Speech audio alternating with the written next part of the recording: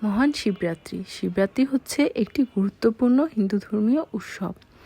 এই মহান শিবরাত্রি ফাল্গুন মাসের কৃষ্ণপক্ষের চতুর্দশী তিথিতে পালিত হয়।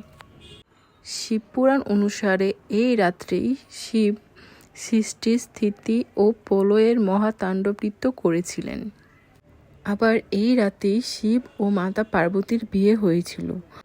অন্ধকার আর অজ্ঞানতা দূর করার জন্য এই ব্রত পালিত হয়।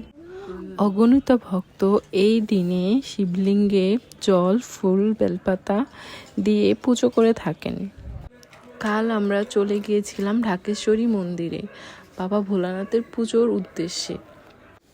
ঢাকেশ্বরী মন্দিরের সামনেই বিভিন্ন ফুল, বেলপাতা, আকন্দ ফুলের মালা সবই পেয়েছিলাম আমরা। সেখান থেকে কিছু ফুল, বেলপাতা সংগ্রহ করি এবং মন্দিরে প্রবেশ করি।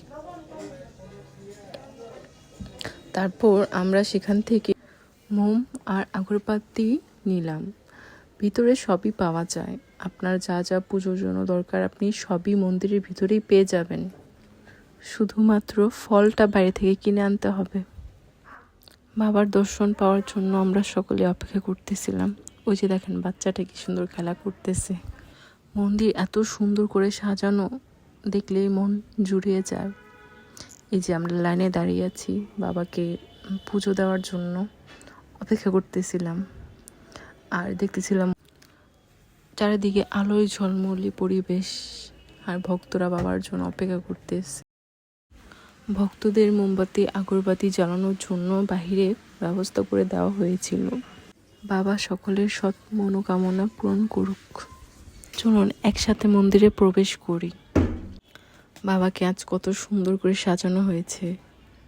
हर हर महादेव घटाह संभ्रम ब्रह्मण्यलिम्पनिर्झरी विलोल बीच वल्लरी विराजमान मोहनी।